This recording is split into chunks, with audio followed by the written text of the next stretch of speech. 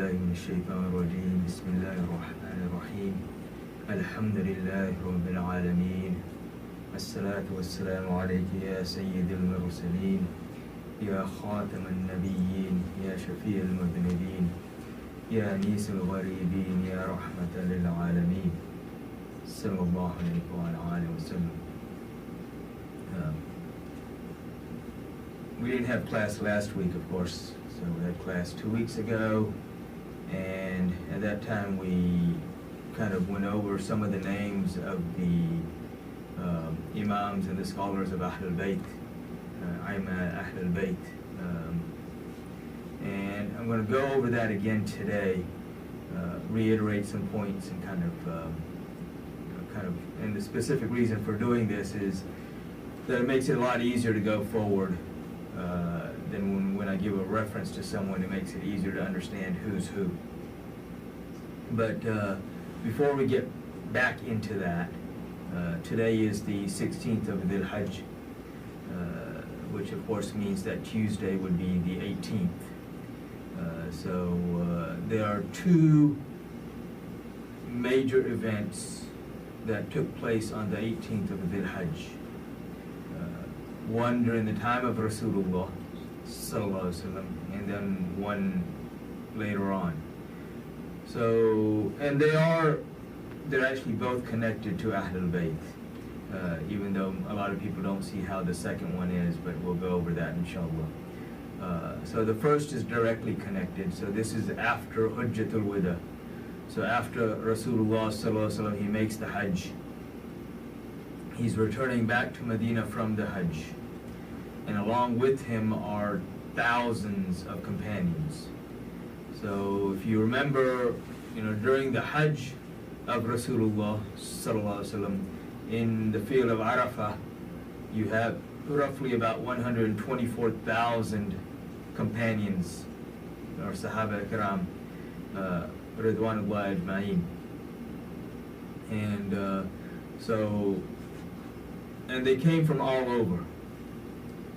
So a lot of them, because Rasulullah sallallahu alaihi wasallam had already announced ahead of time that he was going to make this Hajj, people started coming, so even people that were coming from the south, from Yemen, came and joined him in Medina Munawwara to come with him for the Hajj. You had some people that came directly from wherever they were, but you have a large group of people who joined him from Medina, came there early, and then came with him for the Hajj. The same thing when he leaves. So when he leaves Mecca, you have many companions who they went back from Mecca to wherever they came from.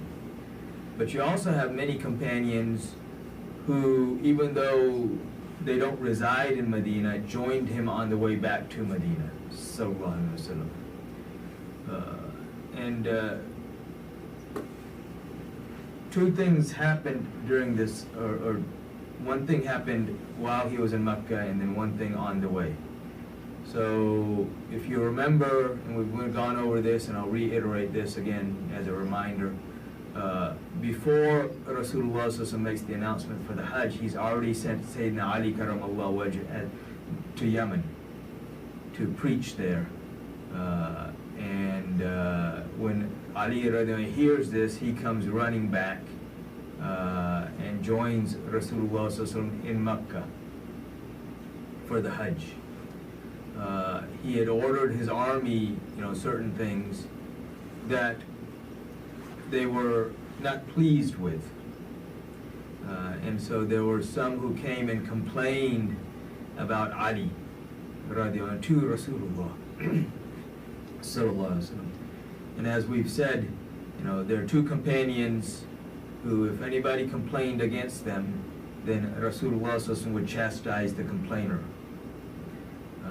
It didn't matter what they were complaining about. He would not hear anything against them. And those two are Abu Bakr and Ali, karamallahu wajh. So when they complained about Ali, Rasulullah sallallahu alaihi wasallam, he says, because Ali had taken something from the spoils, and he had told the army not to put on their clothes until after Rasulullah sallallahu alaihi wasallam distributes it himself. And so they complained, and Rasulullah's response is right away that Ali deserves more than what he took. And then he says that, am I not closer to the believers than their own selves? An-Nabi awla bil mu'minina min anfusihim. The beginning of verse number 6 of Surah Ahzab, Surah number 33, where Allah subhanahu wa ta'ala says that this Nabi sallallahu alaihi wasallam is closer to the believers than their own selves, than their own nafs. And so he says, am I not closer to the believers than their own nafs? And they said, yes. And he said, then to whomever I am close, Ali is close. And so it kind of silenced things at that point. However, not everybody was there who was from the army and had an issue. So on the way back, someone else complains. And so they stopped at an oasis, Ghadir Khum, the well of Ghadir Khum. And so they stopped there. This is an oasis, which was not an uncommon place for caravans to stop. He stops there, and Rasulullah sallallahu alaihi wasallam has the adhan call. So adhan was the way that people would be brought in. They knew, okay, adhan is being called, we're being called to something.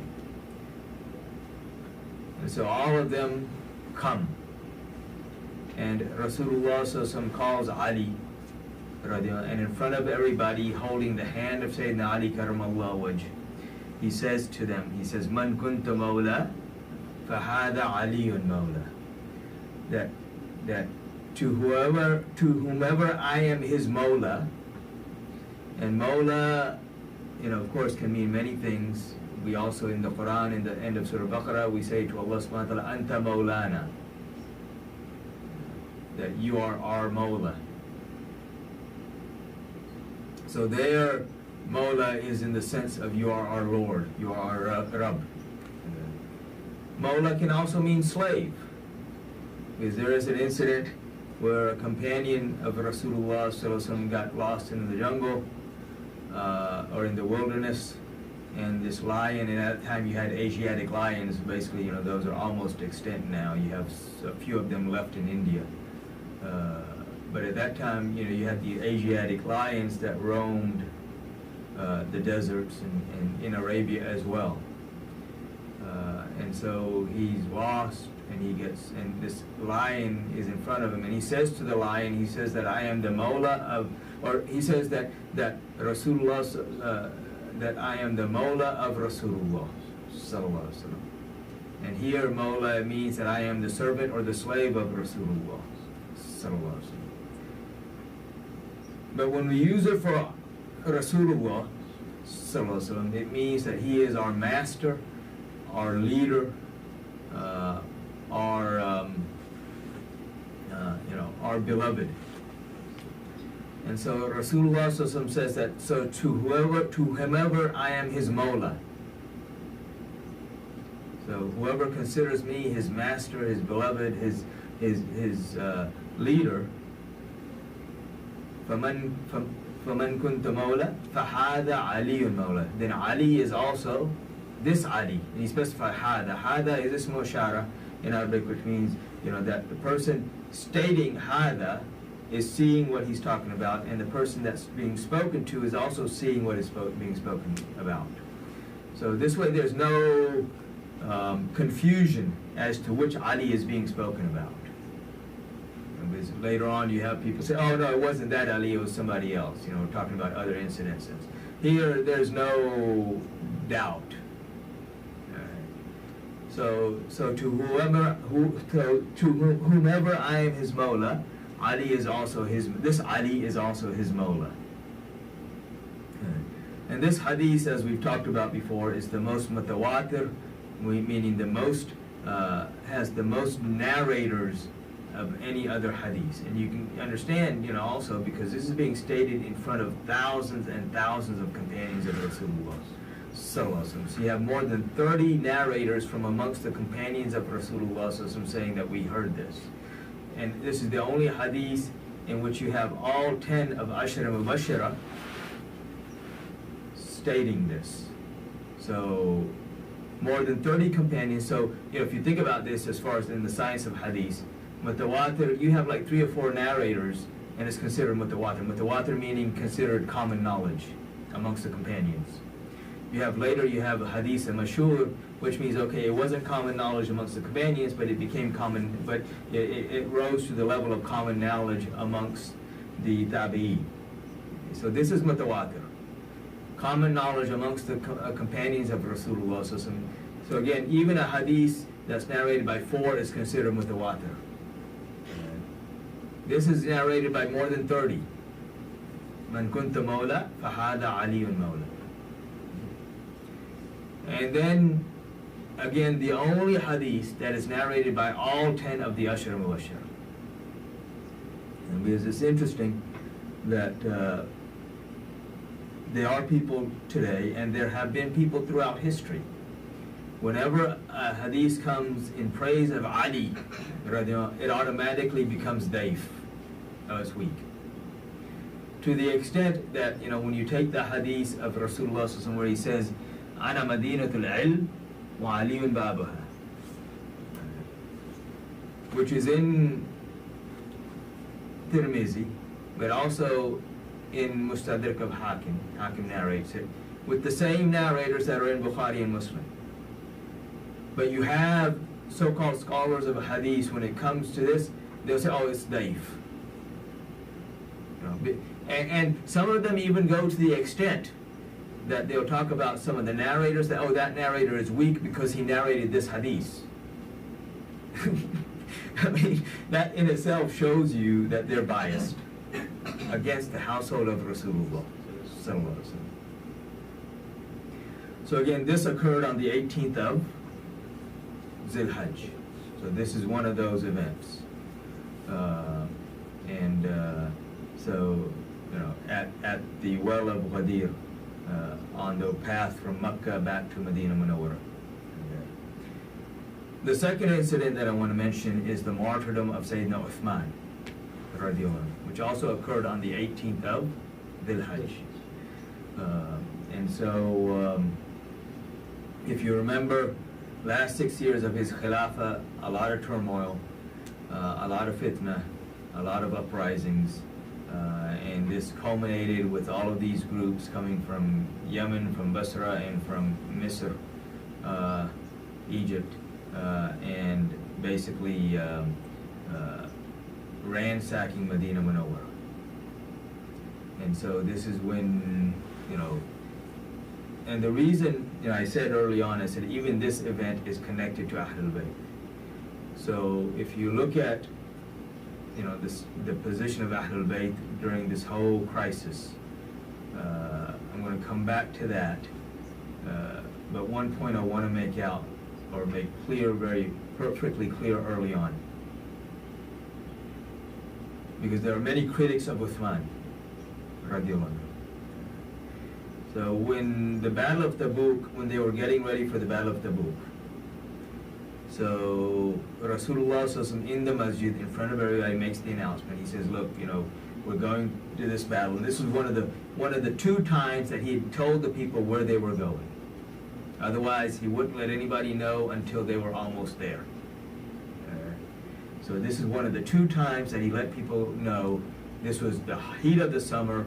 The dates are ripening. They got an 18-day journey up north toward into Byzantine lands, into Roman lands, an 18-day trip back, and when they went, they stayed there for a month. Of course, Heraclius, the Roman emperor, never showed up. But he announced it beforehand. Where are they going?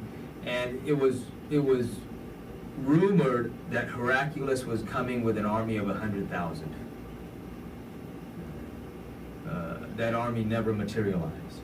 Rasulullah has told everybody, whoever can come, come. So you have 30,000 companions that will go with him on this journey. Okay. Rasulullah makes the announcement that we need more supplies. So Uthman, immediately he stands up, he says, Ya Rasulullah, I promise 100 camels with all of their supplies. In 100 camels back then, if you had 100 camels, you were a millionaire. He's 100 camels with all of their supplies. Rasulullah sallallahu alaihi wasallam, after Uthman makes this announcement or statement, Rasulullah sallallahu alaihi wasallam looks, in a different direction at all the other companions. He says, we need more. And Uthman, he stands up and he says, Ya Rasulullah sallallahu alaihi wasallam, 200 camels with all of the supplies. And then Rasulullah sallallahu alaihi wasallam, he looks at the companions again. He says, it's not enough, we need more. And Uthman, he says, 300 camels with all of their supplies. And now Rasulullah sallallahu alaihi wasallam says to him, he says, go and bring them. And later when he's asked, he said, if I had asked for more, he would have given more. Until he had nothing left. This is why he is Ghani. Uthman Ghani, the rich. Not because of what he kept, but because of what he gave. Uthman, when he saw the pleasure on the face of Rasulullah, he said, I can't let this opportunity go. So he goes and he brings those camels, but along with all of those camels, he brings 1,000 dinar. Dinar was the small gold coin. Dirham is the larger silver coin. 1 dinar was worth 15 dirham. Okay. At that time, you could buy a cow with 3 dirham. So 1 dinar, you could buy 5 cows. So you translate that into money today, $1,000 a cow, roughly $5,000 a dinar, 1,000 dinars, so 1,000 times 5,000, so what, that's like $5 million. $5 million. Plus the 300 camels along with all of their supplies. And he brings them, and with Rasulullah, he holds out his shirt. And he places the coins in the shirt of Rasulullah. And Rasulullah, he shows his companions like this, toward one side and then the other side. Uthman, of course, he didn't want any show. But Rasulullah is showing the people the status of Uthman. And he says at that moment, he says that doesn't matter what Uthman does after today, nothing can ruin anything of his. So that statement in itself is enough defense for Uthman. Whoever, he should have done this, or why didn't he do this, or look at what he did, doesn't matter. And the statement in itself also tells us that Rasulullah knows that there will be critics of Uthman. Otherwise, why did he make the statement? If no one's going to ever criticize Uthman, Rasulullah didn't need to make the statement. But he makes the statement defending him before anything is even done. So now coming back to that moment when you have all of this going on within Medina, so when you have the turmoil, Ali at that time, he tells Uthman, he says, you need to suppress this rebellion. And Uthman says, I cannot. Why? Because they are true Muslims that are caught up in this fitna. And I will not have the blood of any believer on my hands. Ali at one point even takes his turban off of his head and has it sent to Uthman, meaning command me, and I will wipe them out. Uthman says no. And at the last moment, who are the guards at the door of Uthman? Because there's fear that something's going to happen. You have 3 companions. One is the son of Zubair bin Awam, Abdullah ibn Zubair, and the others are the sons of Rasulullah, Imam Hassan and Imam Hussein. But we know that that the murderers, they created a commotion on one side and then jumped the roof from the other side. And then eventually he's martyred, and I'm not going to go into the details of all of that today. But the martyrdom of Uthman is also one of those major events that took place on the 18th of Dhul Hajj.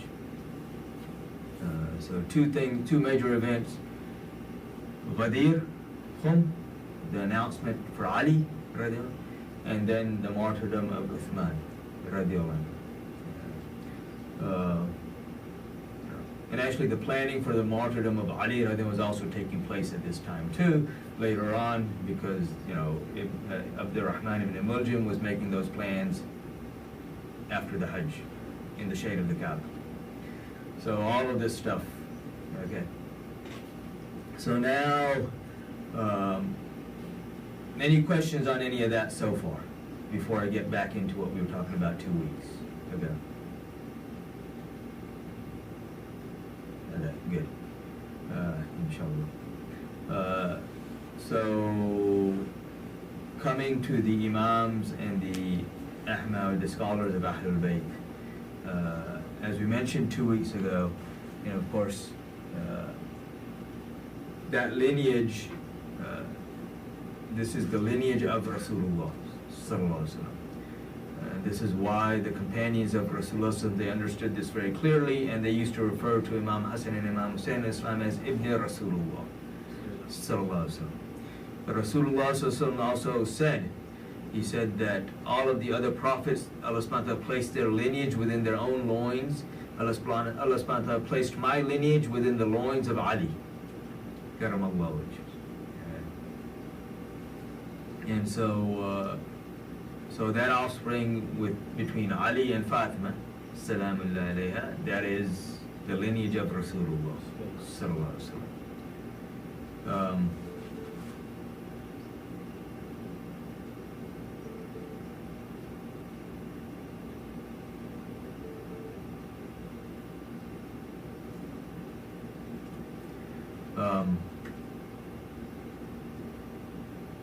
So we'll start with Imam Hassan in Islam again, and this will kind of be review from 2 weeks ago, and we may add a little bit here. So first you have, of course, Imam Hassan in Islam, who was born 3rd year of Hijrah, who was martyred by poisoning 50-year Hijrah. So he's 46, 47 years old. His name, of course, was given to him by Rasulullah himself. The first nourishment that he received in this world is the blessed saliva of Rasulullah directly from the tongue of Rasulullah. You know, he is one of the leaders of the youth of Jannah. He is one whom Rasulullah referred to as his flower from his garden. He is also one of those whom Rasulullah said, Al-Hasanu minni wa ana min al-Hasan. Okay? Or wa ana min, that Hasan is from me and I am from him.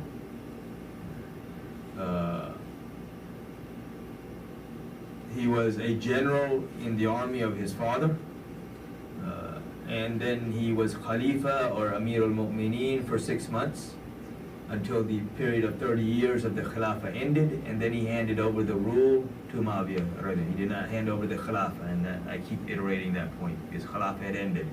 He handed over the rule to Muawiyah radiallahu anhu. And then and he did all of this for the good of the ummah of Rasulullah sallallahu alaihi wasallam, because he didn't want any more bloodshed of the ummah, and so he walked away from an empire that covered 1/3 of the known world just to safeguard the blood of the ummah of Rasulullah sallallahu alaihi wasallam. His lineage is from two sons, Imam Hassan Muthanna, who we will talk about, and the other son whose name is Zayd bin Hassan. And so Hassan Muthanna is more commonly known, and he's the one that you know, right now I want people to remember. So he was born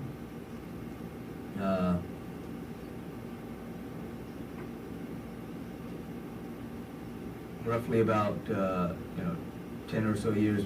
He was actually born like toward the end of the Khilafah of Sayyidina Ali, karamallahu wajh. He was not in Karbala. You know, a lot of the Shias try to make it sound like he was in Karbala, and he was not. because they can't reconcile why he wasn't in Karbala. He was not in Karbala because he was ordered not to be in Karbala. And we'll go over that later as well when we talk about Imam Hussein al-Islam and the lineage there. But so a lot of these will be martyred through poisoning. If you look at like Imam Hassan poisoned, Imam Zain al-Abidin poisoned, Imam Muhammad Baqir poisoned, Imam Jafar Sadiq poisoned, Imam Musa Kadhim poisoned, Imam Ali Rida poisoned, Imam Ali Muhammad Taqi poisoned. It's just a line of poisoning, because that was a convenient way of getting rid of somebody without anybody being able to accuse you. So you could always deny it, and there wasn't, it was very difficult to get physical proof of that. So his son, he had several sons. The more famous is Abdullah Ma'ad. So Imam Hassan Muthanna alayhi salam was married, or one of his wives was Fatima bint Hussein. So it's his cousin, the daughter of Hussein alayhi salam, Fatima. And so from that marriage you have Abdullah Ma'ad radiallahu anhu, or alayhi salam. Another one of his sons is Imam Musa Jaun, and from that lineage we get Sayyid Abdul Qadir Jilani rahmatullah. So now, during the time, you have to remember time frames here. Banu Umayyah rules until 132 Hijra. And so Imam Hassan Muthanna, passes during the time of Banu Umayyah. So early 100 Hijris, sometime in there. Abdullah Ma'ad is born late, actually he's born right around the time of Karbala. And then he he has several sons. Most famous is Imam Muhammad Nafs Zakiyah. Another son is Ibrahim, and another son is Idris. And these three will be involved in this revolt against Banu Abbas. They're also involved in the revolt against Banu Umayyah. So during the time of Banu Umayyah, of course you have all of these atrocities that they're committing, especially against Ahlul Bayt and against the Muslims in general. So you have this uprising, and the leaders are those who would eventually become the leaders of Banu Abbas. So Banu Abbas are from the lineage of Abdullah ibn Abbas. So they are the cousins to Ahlul Bayt. But what happens is that while all of this uprising is going on against Banu Umayyah, the people, or the leaders of Banu Abbas, Mansur, Safa, these guys, they give allegiance to Imam Muhammad Nafs Zakiyah.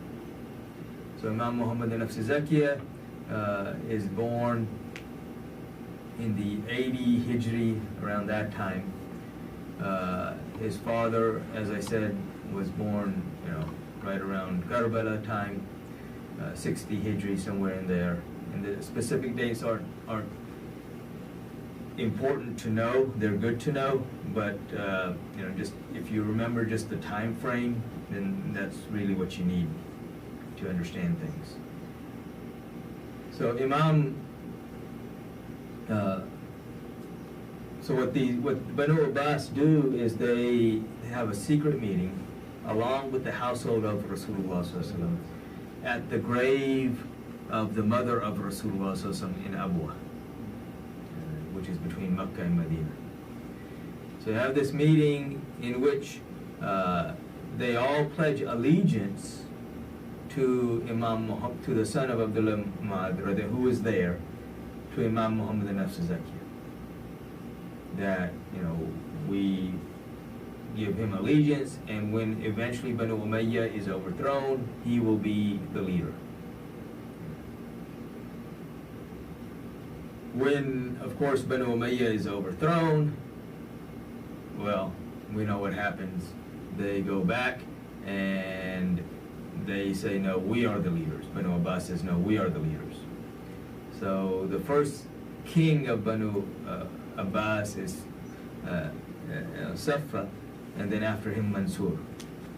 Safa is a little kind of lenient in that, he wants his position, but he's not as harsh on Ahlul Bayt.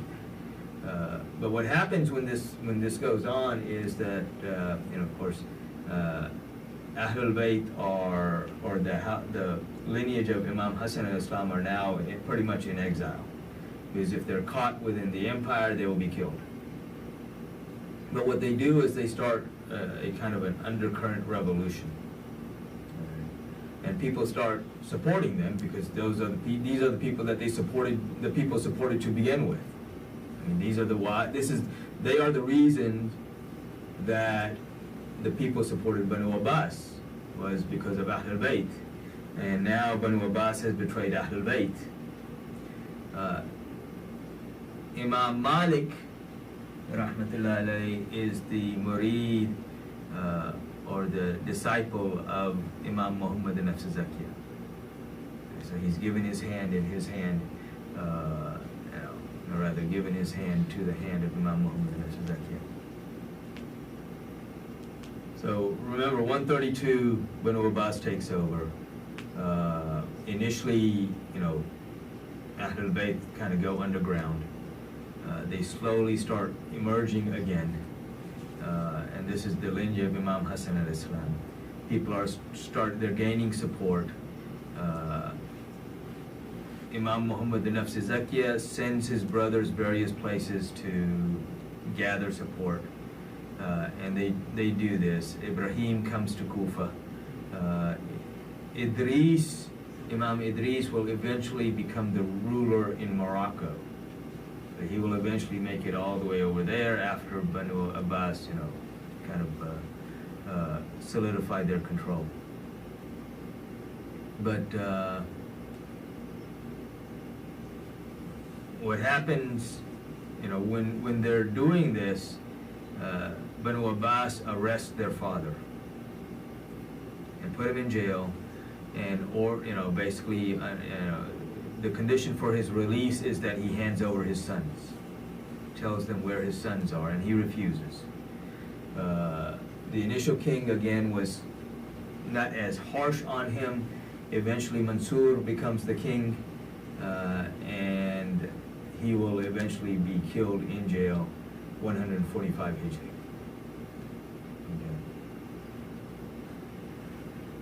At this point, Imam Muhammad al-Nafs Zakiyah will become more,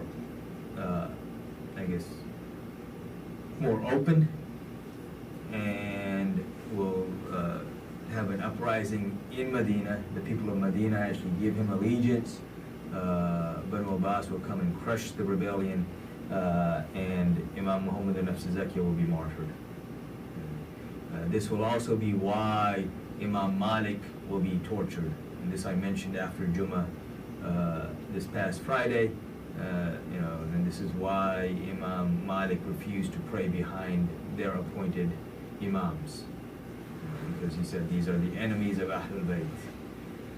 And this is also, even though people talk about a hadith that Mansur used as an excuse to torture Imam Malik, the real reasoning was because of his support for Ahlul Bayt. The hadith was an excuse because if I have a support of Ahlul Bayt and I want people's attention to be taken away from that person, and then I'm torturing him because of his support for Ahlul Bayt, well, that brings more attention to Ahlul Bayt. But if I'm torturing him for some other reason, well, now people forget about Ahlul Bayt. And these kings were not, they were politically very, very sharp. They knew how to manipulate people and how to manipulate situations, and this is what they did. So if you remember this line here, then you'll, this will be enough for the moment as we move forward later on. So 146 is when Imam Muhammad an-Nafs Zakiyah is martyred. And I'm going to come back to these points in a bit as I'm talking on the other side now. So on the other side, we have Imam Hussein alayhi salam. Okay, so as we know, Imam Hussein alayhi salam is less than a year younger than his brother. So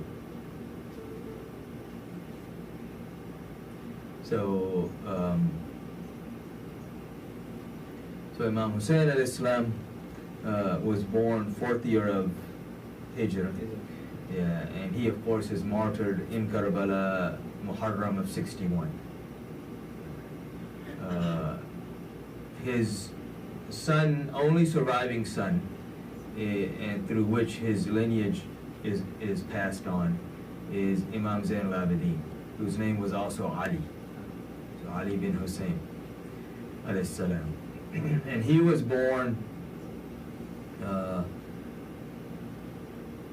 roughly about 3840 Hijri. So he saw his grandfather Ali, and then of course he is a witness to Karbala. And this is one of the reasons there were certain members of the household. You had sons of Imam Hassan al-Islam who were there, all of who were martyred in the battle. You had 4 sons of Imam Hassan al-Islam in Karbala, all of whom were martyred in the battle. So the only male survivor, adult male survivor, was Imam Zain al-Abidin of Karbala. And so if you had all of them going and being martyred, then there would be issues with teaching and learning and the lineage continuing. So you had certain members who were told, okay, you need, even though they wanted to go, they were told, no, you can't go. And so Imam Hussein al-Islam fulfilled his mission in saving Islam through his blood, and then of course that lineage continued on. So Imam Zain al-Abidin will eventually be martyred 95 Hijri. So roughly around there. And there are some differences. Some people say 97, some people say a year earlier, roughly about 95 Hijri. If you look at Tasawwuf today, all of the branches of Tasawwuf have a connection to him. So he is actually, you could kind of say the beacon head of spirituality. Of course, of course, everything emanates from the Rasulullah sallallahu alaihi wasallam, but you have certain points that continue that lineage. If you think about it, it's like the heart. If you look at the heart, the electrical activity, the heart, things are initiated, in the SA node, but then you have different nodes where the impulse is continued on. So yes, so Imam Zain al-Abidin is one of those points that all of the branches come back to. So that would be an easy analogy to make that connection. So Imam Zain al-Abidin, as we mentioned before, and I'm going to mention it again, and we'll keep mentioning this over and over. Zain al-Abidin, of course, means the zenith of the worshippers. This is not a title that the people gave him. This is the title that Rasulullah himself mentioned, because he said that, when Jabir was sitting with him in the masjid, and Imam Hussein al-Islam comes and lays his head on the blessed thigh of Rasulullah, and Rasulullah looks at him and says, "O Jabir, this son of mine will have a son, and on the day of judgment, the angel will come forward and say, O Sayyidul Abidin, come forward. And this son will come forward and take with him thousands to Jannah with him. And then that son will have a son whose name will be upon mine, and you, O Jabir, will meet him, and when you meet him, give him my salam. So that son is Imam Muhammad Baqir. So Zain al-Abidin is from Sayyid al-Abidin, and this is how he's given that title. He was also, this is one of the, I guess, characteristics of Ahlul Bayt, is that they have very open hands. So as we mentioned, you know, in his lifetime, he freed 50,000 slaves. He would buy 1,000 slaves every Ramadan and give them intensive course, teach them, and then send them back to free them and send them back with enough money to establish themselves with wherever they came from, to continue their teaching and learning. Because he was blacklisted, and anyone who met with him, you know, would be subjugated to official governmental torture or surveillance and all these other things. So he got around that this way, or one of the ways he got around it. This is why, you know, when we look at the 7 fuqaha of Medina Munawwara, they all honored him, but they rarely met him, because they knew if they met him, then yeah, there'd be punishments or consequences for meeting him. Government at that time was? This is Banu Umayyah. Banu Umayyah. Banu Abbas wasn't any better. People think, you know, the question is which government. So the question at that time, it was Banu Umayyah. And Banu, as I said, you know, so Imam Zain al-Abidin again passed in 95 Hijri. With the poison? Yes. And so with the poison. And Banu Umayyah is overthrown 132 Hijri. So Imam Zain al-Abidin also, you know, when he passed away, there were hundreds of households in Medina Munawwara that started going hungry. Because every night he would go out and he would put rations and money and stuff at people's doorsteps or in their houses, because you had open roofs, so you just throw it in. And no one knew who was doing this until after he passed. Then they realized, oh, it was him. And that's why I said, you know, sakhawa, or, you know, very giving and charitable, is one of the signs of Ahlul Bayt. So when you see somebody who says they're Sayyid, but they're very stingy, then you kind of question things, you know? Exactly. Yeah. Yeah. They are from the families of giver, but this Sayyid are not giving anything, then you get confused. Yeah, you get confused. So that tells you that whoever is claiming that doesn't have a real connection with the true Ahlul Bayt. But you know, if somebody else is stingy, well, you know, but that's not. Again, you know, we talk about Rasulullah. So some people would ask for a drop, and he would give a river, or an ocean. And so this characteristic is something that has been passed on. And so, two of his major sons that we need to know. One is Imam Muhammad Baqir, who is the older son. And he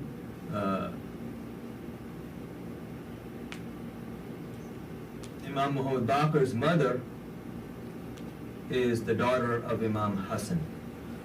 So Imam Zain al-Abidin, one of his wives was Fatima bint Hassan. And Rasulullah sallallahu alaihi wasallam, as he said to Jabir, which is mentioned in Sahih Muslim, the meeting is mentioned in Sahih Muslim, where Jabir radhiyallahu meets him, and he said, and Jabir radhiyallahu at that time is blind, and he says, I hear the footsteps of Rasulullah sallallahu alaihi wasallam coming, and it was Imam Muhammad Baqir. And then he pulled him near, and he smelled him. He said, I smell the fragrance of Rasulullah sallallahu alaihi wasallam from you. And he said that Rasulullah sallallahu alaihi wasallam said to give you his salam. And Baqir means the one who opens, because he opened, you know, the depths of knowledge. He is amongst the teachers of Imam Malik, also amongst the teachers of Imam Abu Hanifa. So he stays in Medina. Now, one thing, like with Imam Zain al-Abidin, it's interesting. As we mentioned, when he returned, when he was after Karbala, and he returns to Medina Munawwara. You have, shortly thereafter, you have what we spoke about this Ayyamul Hurra. And those 3 days when the army of Yazid attacks Medina Munawwara, they ransack the city. They use the masjid of Rasulullah sallallahu alaihi wasallam as a stable for their horses. They kill people. That 10,000 people of Medina Munawwara are killed. 1,000 illegitimate children are born, months later. All of these things that they did, because Yazid had told them that I make the haram of Medina halal for you, do whatever you want.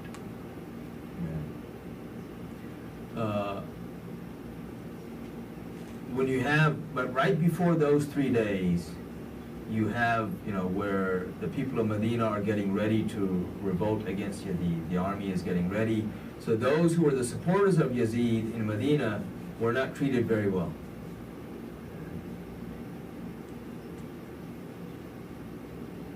So you have amongst them Marwan and his family. So when the conditions are hostile against Banu Umayyah, where do they go?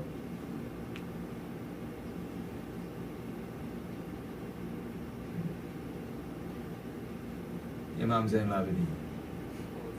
They go to his house for safety.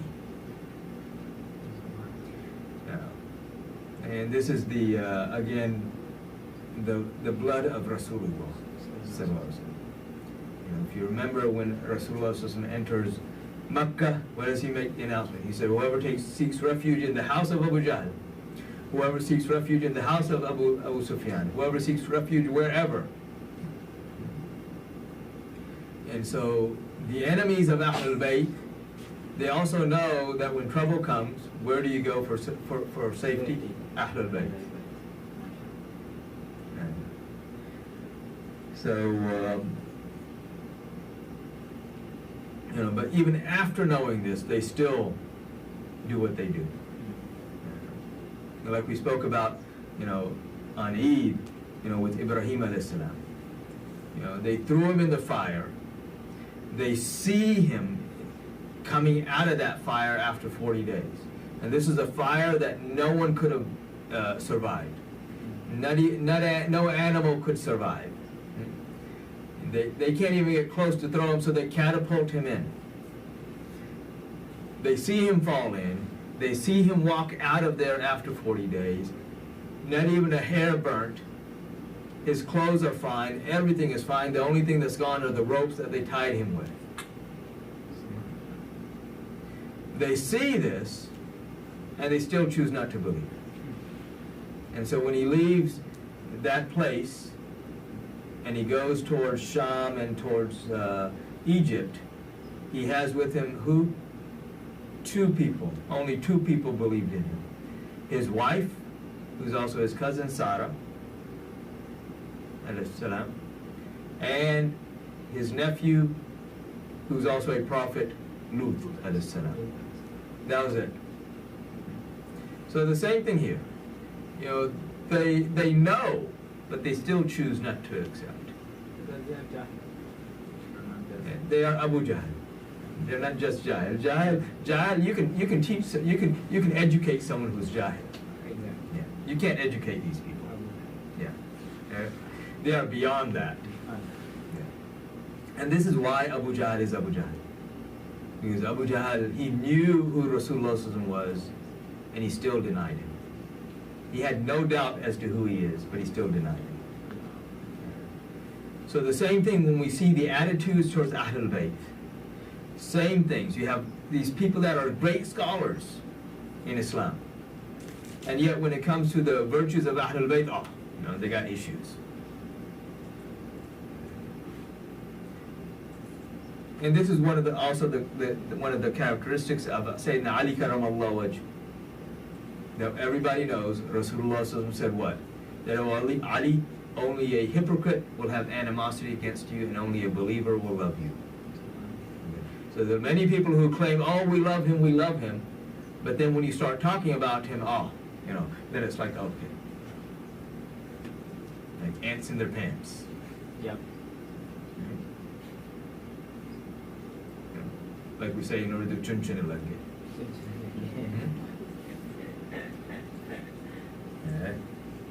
And that's what we see, unfortunately. This is the reality. So,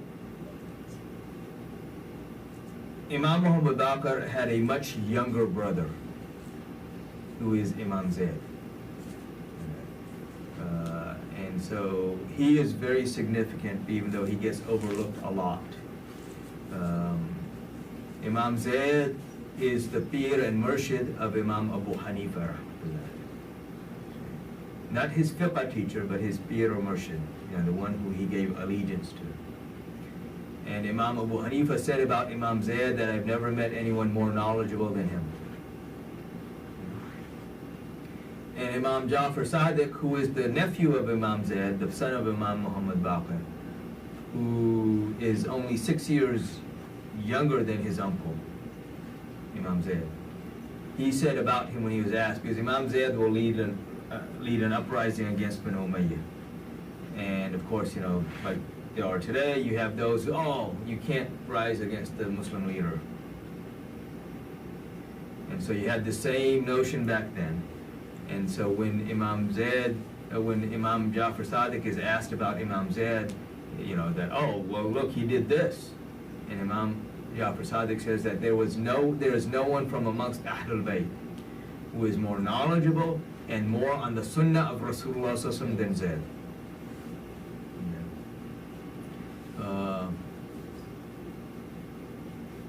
One thing I want to bring up here also, when we get to Banu Abbas, so I'll bring that up. Right now on this side we're still Banu Umayyah. Okay. So 122 Hijri, Imam Zayd leads an uprising against Hisham bin Abdul Malik. He leaves Kufa with 8,000 men.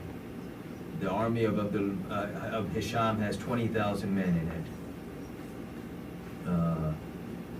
As soon as they get outside of Kufa, the people or the generals within his army come to him and say that we are ready to give our lives and our wealth for you, so long as you do tabarra or curse Shaykhain, meaning Abu Bakr and Umar, radiallahu anhu. And this is when he responds, he says that, how can I say anything against those about whom I have not heard anything but good from my forefathers? Even though Imam Zayd's personal position, and he said this in many khutbah, is that Ali radiallahu is afzal over everybody other than the prophets. This is the position of Imam Zayd. But he also loves and honors and respects Abu Bakr and Umar and all of the companions of Rasulullah. So he says, how can I say anything against them when I have not heard anything but good about them from my forefathers? And they'll say, we are leaving. And this is where Imam Zayd says, you are rawaf, as those who reject. And this was the first time that term was used. And he says, you are rabzi, rawaf, so they left. And he's left with 313 men. He's eventually martyred, and we went over that last week, or 2 weeks ago, so I won't go into the details of that right now. But again, Imam Abu Hanifa gave allegiance to him and remained loyal to him until the last. So that's 122 Hijri. Imam Zayd is martyred. Later on, Imam Muhammad Baqir will be martyred by poisoning.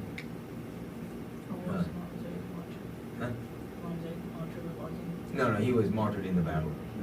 So in the battle, he was killed early, or he was martyred early in the battle.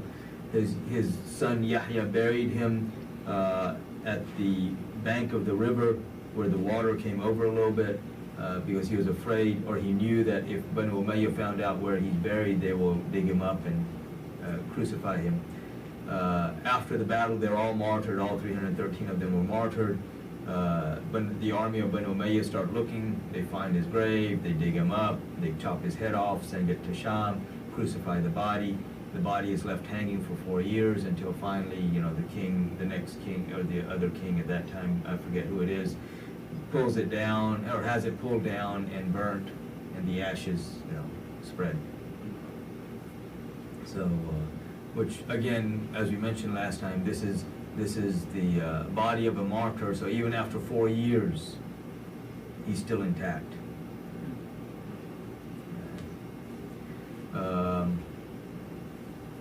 Imam Abu Hanifa rahmatullah himself wanted to join the army, but Imam Zayd said, no, you have to go and continue this process of teaching and learning so that people later will know. Imam Abu Hanifa gave Imam Zayd 30,000 dirham, so equivalent to what, 10,000 cows, so that's like $10 million, today's money. And he gave him that money in order to prepare this army. And when Banu Umayyah came to him and said, we're going to make you Chief Justice, but we want a fatwa against Imam Zayd, he said, Imam Abu Hanifa's response is, Ana min Shi'atihi, that I am from his group. Shia doesn't mean here Shia, Sunni Shia. Shia in Arabic means just a group. So he said, I'm from his group. And he openly said, I've given him this much money, to fight against you people. So Imam Zayd is very important to note, and especially for somebody who claims to be Hanafi, because most people who claim to be Hanafi these days, you ask them about Imam Zayd and they have no idea. His namesake. Yeah. Most of them don't even know his name. Yeah. Seriously. Well, they don't know.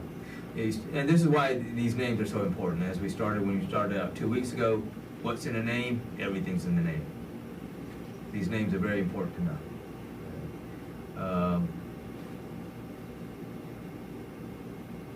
Imam Muhammad Baqir would be martyred somewhere around like the early 100s.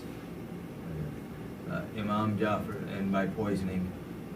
And this is interesting because, like, when you look at like Imam Muhammad Baqir, from a political standpoint, he wasn't what you'd call wasn't active. Yet the kings were still very afraid of them because they knew where real power lied. So this is why, whatever chance they would get, they would, poison them or come up with some excuse to do something. As we spoke about 2 weeks ago, Imam Zayn al-Abidin, he was in Medina not doing anything to anybody. And yet every few months, Abdul Malik, who was the king in Damascus, would have him arrested and drug all the way to Damascus. Because they knew where real power lied. Or laid. I guess laid. Yeah, where real power lay.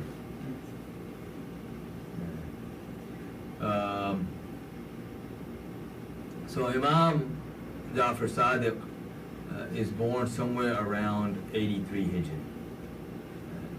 Imam Abu Hanifa, they say, most sources will tell you 80 Hijri, but then when you start listening or reading things that Imam Abu Hanifa saw, you realize that he probably was born somewhere in the 70s. Because there are some sources that say that he was born in 70, but he was probably born somewhere in the 70s. Imam Jafar Sadiq is amongst the teachers of Imam Abu Hanifa, and it's funny because there's a guy who people accept as an imam, like an imam of fiqh, who was like 650 or so Hijri, so 650 years after Rasulullah sallallahu alaihi wasallam. He claims that no, Imam Abu Hanifa was not a student or disciple or student of Imam Jafar Sadiq, and his reasoning is because they were contemporaries, which doesn't mean anything. You have companions of Rasulullah sallallahu alaihi wasallam that are older than him. So when you say, oh no, he's not, same thing here. Imam Abu Hanifa may have been slightly older than Imam Jafar Sadiq, but Imam Jafar Sadiq is still his teacher. So Imam Jafar Sadiq in Medina Munawwara,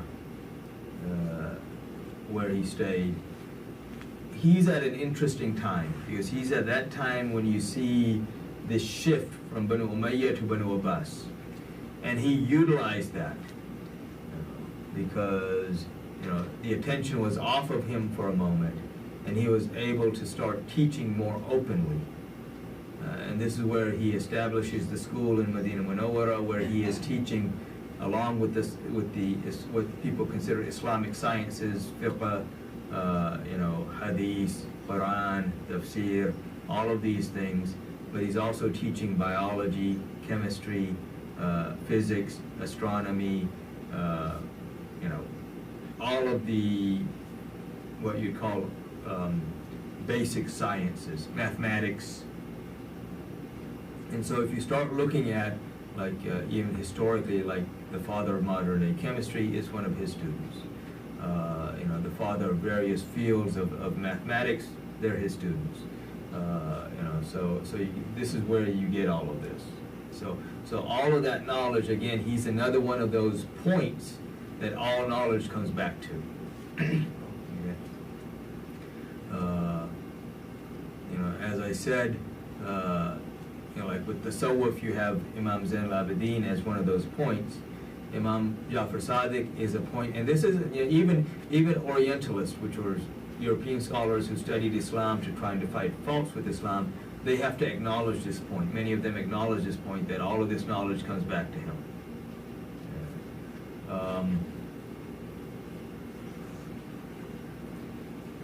So he does this, and so you have many branches of sciences that all connect some way or another back to him.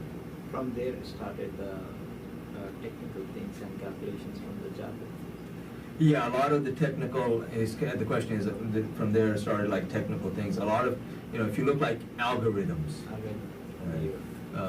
So algorithm, any word in English that starts with an AL has an Arabic or well, not any word, but most words have an Arabic origin. So algorithm is one of those. Muslim scholars, I'm blanking on the name of the exact Muslim scholar, but it connects back to the knowledge of Imam Jafar Sadiq. Jabir ibn Hayyan, direct student of Imam Jafar Sadiq, he wrote on chemistry, and the word gibberish comes from him because the Europeans refer to him as Gerber, and his writings were so advanced for his time that the Europeans couldn't make any sense of it, and in classic European fashion, oh, if we can't understand it, then it must be gibberish. That's where gibberish comes from. It's nothing, it's just gibberish. Oh, well, that gibberish was so advanced that they couldn't understand it because it was so far over their heads. And then later on is when people realized, oh, wow. You know, algebra, al-jabr, Arabic. So again, it's connecting all back to that.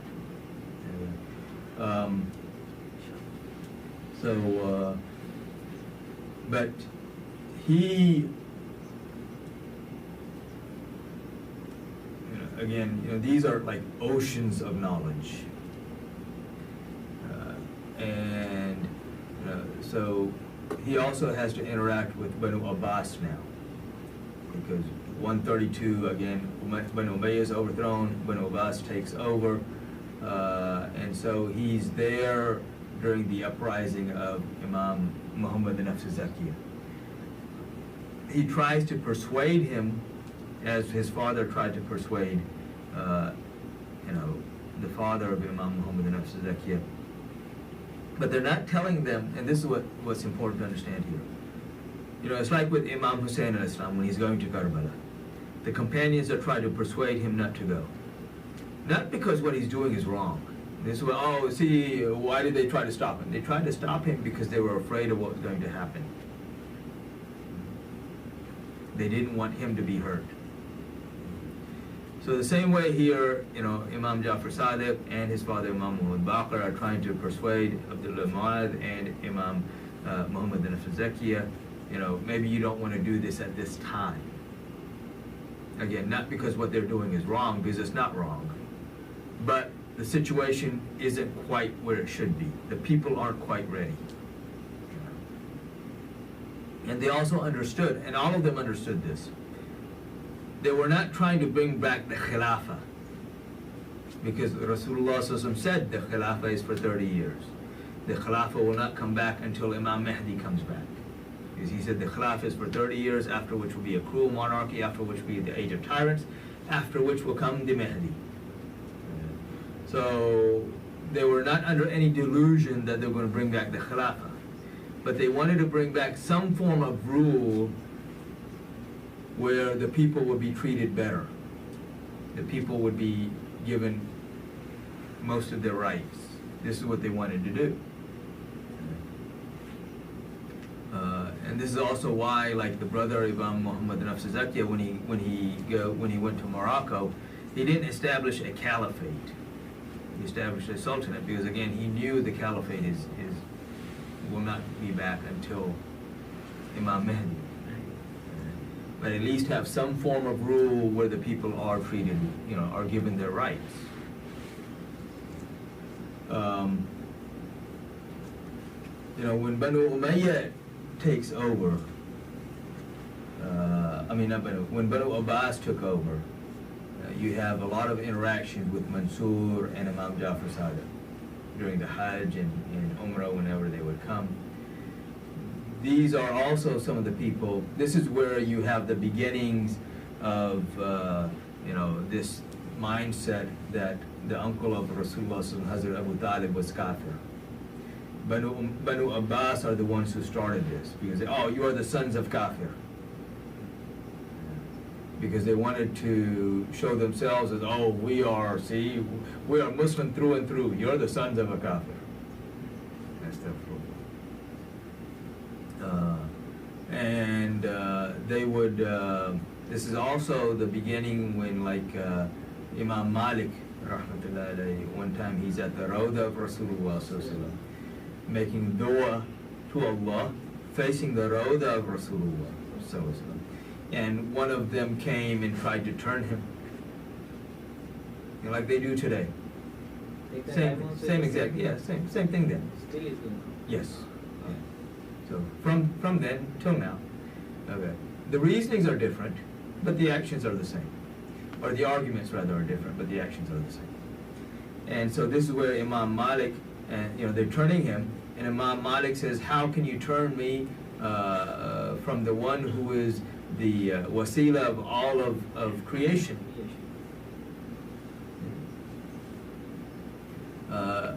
They also, Banu Abbas, tried to make the argument that, Ahlul Bayt aren't really from the lineage of Rasulullah sallallahu alaihi wasallam, because the lineage is from the father, and you are from the daughter of Rasulullah sallallahu alaihi wasallam, the Fatima salamullah alayha.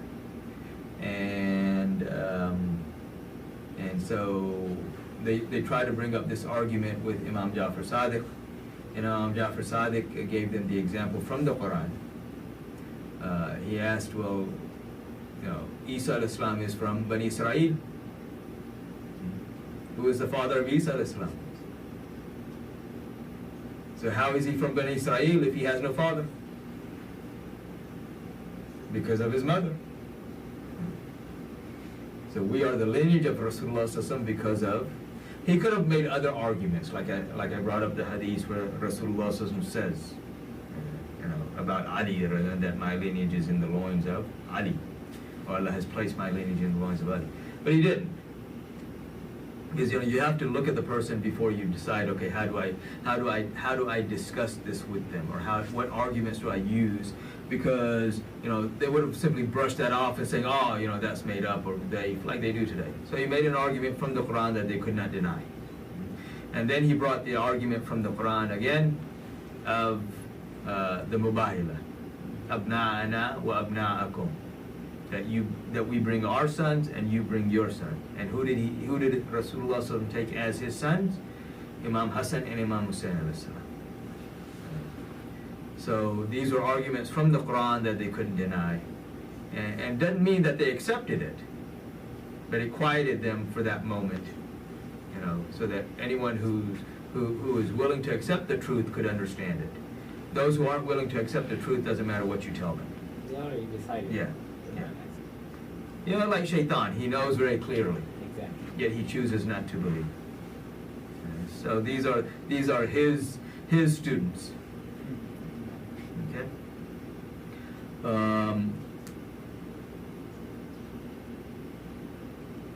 When the revolt, and this is where we tie in here with Imam Jafar Sadiq, or the lineage of Imam Hussein Islam, as well as what we spoke about with the lineage of Imam Hassan alayhi salam. So Imam Muhammad al-Nafs Zakiyah, 146, he organizes his revolt. Okay. His brother Ibrahim was in Kufa, trying to get support. Imam Abu Hanifa is in Kufa. Banu Abbas come to Imam Abu Hanifa and ask him to give a fatwa against Imam Muhammad al-Nafs Zakiyah and Imam Ibrahim. And they offer him position of Chief Justice. So this is the second time he's offered that position.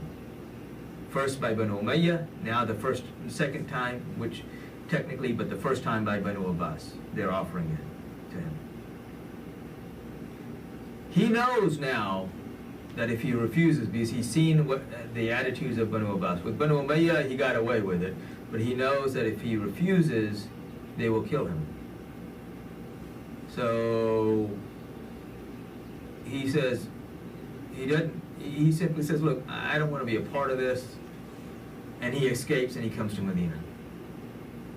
And this is where he meets Imam Jafar Sadiq and becomes the disciple of Imam Jafar Sadiq, or the student of Imam Jafar Sadiq, for 2 years, until 148.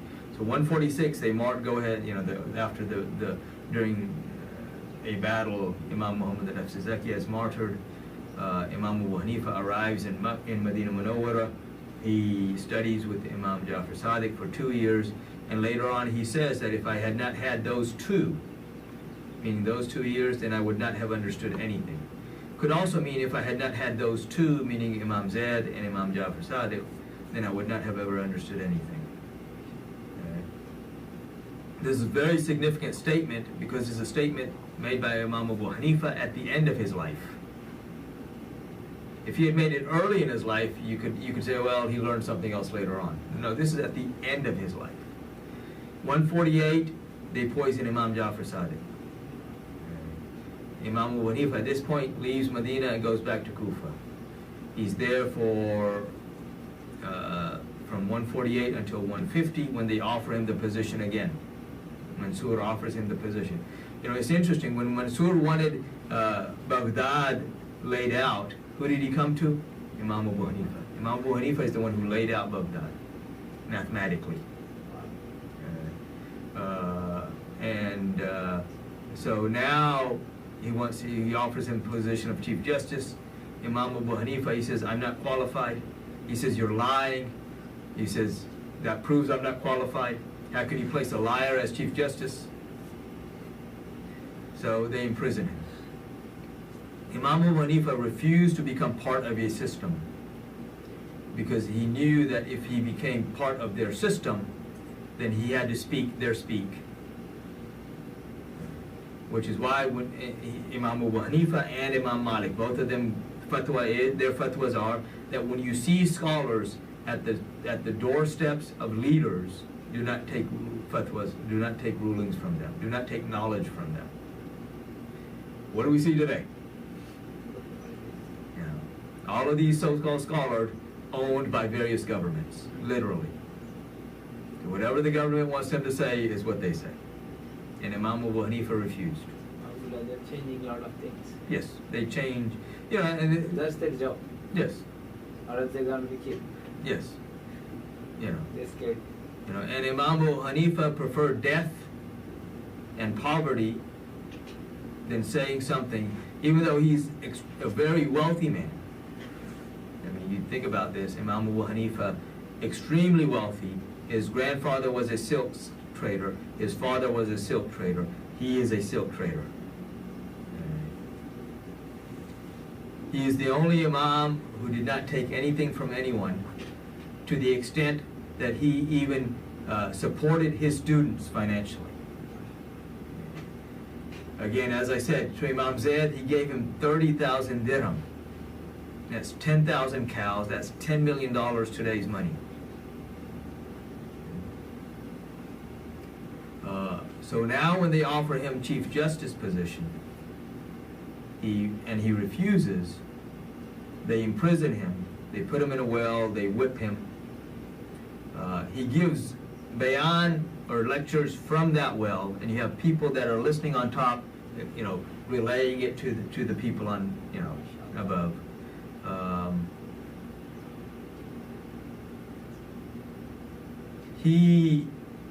Shortly before they kill him, they free him. So now, you know, because if they kill him while he's in prison, you know, people are going to say, oh, you know, you killed him. No, they free him and then they poison him. So that don't get it later. Yeah, so you can't blame them. Okay, so then they free him and poison him. He martyred 150 Hijri. And the reason I'm mentioning him with Ahlul Bayt is because if you look at all of the Imams, the 4 Imams that the Ummah has accepted as our Imams of Fiqh, Imam Abu Hanifa, Imam Malik, Imam Shafi, Imam Ahmad bin Hanbal.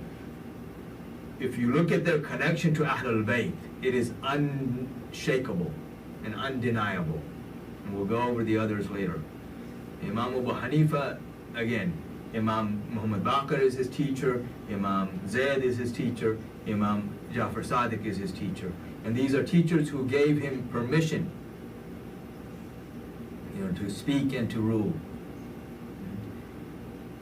When he's martyred, they had to make 6 Salatul Janazas for him because there was no room.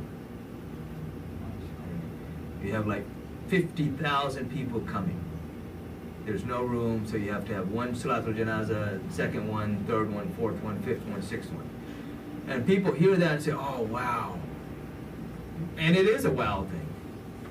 But the sad aspect of this is, where were they when he was in jail?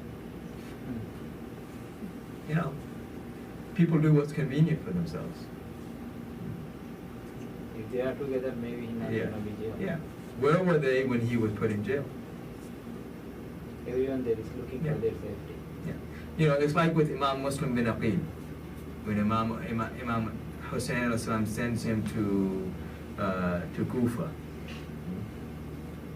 40,000 people give allegiance at his hands. But when Ibn Ziyad comes, where are they? They're all gone. Talk's cheap. But practically it's very hard. This is the reality of Ahl Sunnah. Everybody says, "Oh, we're with you" when you're on the truth, but then when it comes time to actually to do something, nobody's there. It's all gone. You know. Imam Zayd, same thing. You know, Imam, Muslim bin Aqil, same thing. You know, in reality, Imam Hussein al-Islam, same thing. You look throughout the history, this is what happens. Still not running. Yeah. Because people aren't willing to sacrifice anything, and love demands sacrifice. There's no love without sacrifice. People want what's convenient, and let me move on. Ha ha, hoo ha, and that's my life, and that's it.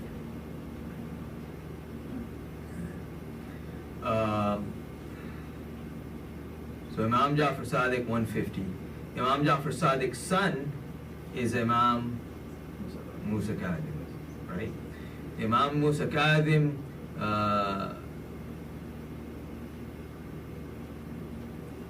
is very interesting because, of course, 150 during the time still Mansur. After Mansur, you have his son Mehdi, and then after Mehdi, his son Hadi, and then his brother Harun Rashid. So Harun Rashid's mother, who is the mother of Hadi, the mother and the son keep trying to poison each other. Eventually, the mother poisons Hadi.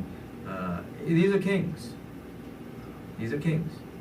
And then because she wants Harun to be the leader, not to the heart. Yeah. Yeah. So eventually Imam Harun becomes the leader. Harun, two famous disciples of Imam Musa Kadhim. From that time only Musa is jealous. Yes. And jealousy is not a new thing. Jealousy is from the beginning. Jealousy is from, so from that time, yeah, they're all jealous. And again, jealousy is not a new thing. It's, jealousy is one of the original sins. Why doesn't Iblis bow down to Adam al-Islam? Ego and jealousy. These two go hand in hand. I thought this, because of this, recently only the jealousy. No. This isn't a new thing. This is from the beginning. And this will be till the end. Okay. So Musa Kadhim, two famous students. Anybody want to guess who I'm thinking about? Two famous disciples.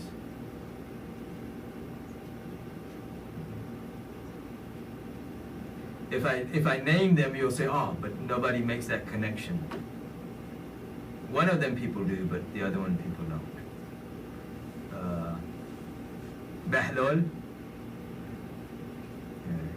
Bahlul Dana, and Bishr Hafi. So Bahlul is actually a relative of Harun Rashid. And Bahlul worked in the court of Harun Rashid. And I'm going to end with this and then we'll make Dawr Salat, inshallah. Bahlul, when Harun becomes the king, again, when you become a leader, you want to get rid of your opposition. Or someone that you view as somebody that can take power away from you. And who, of course, would that be? Musa Kadhim.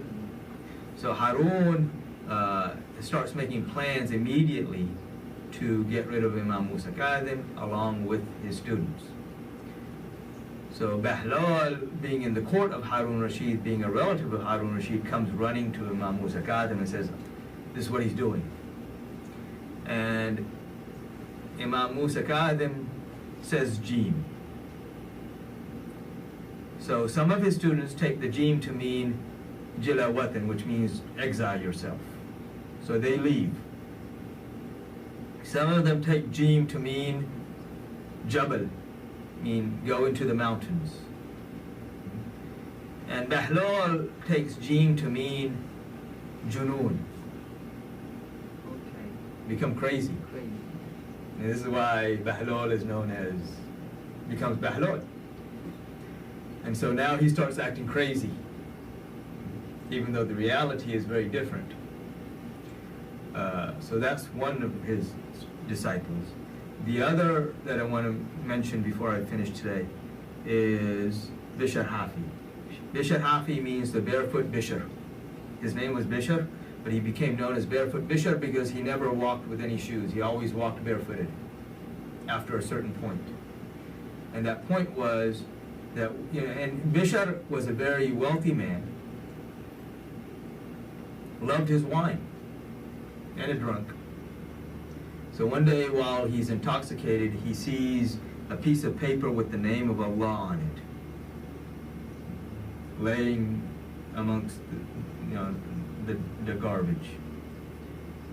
So he picks it up, he cleans it off, puts ithar on it, and puts it in a high place.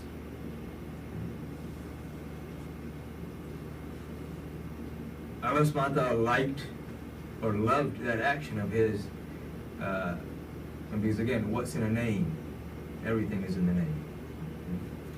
He loved that action of his, that the next day, Musa Kadhim is walking by his house, and one of the slaves of Bishr comes out, and there's a party going on inside. So Musa Kadhim, he asked the slave girl, he says, is the owner of this house a free man or a slave? And she says, he's a free man. Of course, he's a free man. So he says, yes, he must be a free man, because if he is a slave, then he would not be acting like this. Meaning, if he's a slave of Allah, then he would not be acting like this. And so she goes, she's confused, so she goes inside and says, there's this man, he said like this outside.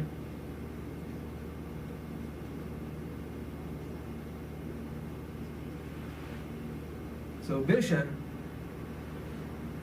when he, it hits him, he understood what was being said. So he runs out of the house. He doesn't even put his shoes on. He didn't have time to put his shoes on because he wants to go and meet Musa Khadim. And Musa Khadim, of course, has said this and moved on. And so he goes running after him barefooted. And so from that time, he never wore shoes.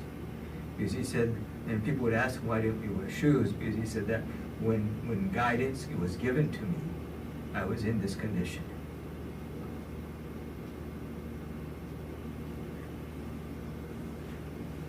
So he is the disciple of Musa Khadim. And inshallah, we'll talk more about him next week. And then we'll start going over more details of things. I wanted to go over the overview again today. And there's some things I added today that I didn't talk about the other week. But we'll go over Musa Khadim and then Ali Rida next week, inshallah, because of that chain from Ali Rida, where Imam Ahmad bin Hanbal says that if you recite this chain has in it the strength to even cure the insane. And it's the chain of Ahlul Bayt. And so inshallah we'll go over that next week. Any questions before I end about today? Inshallah. Alright, so inshallah we'll catch up next week, inshallah. Assalamu alaikum wa rahmatullahi wa barakatuh.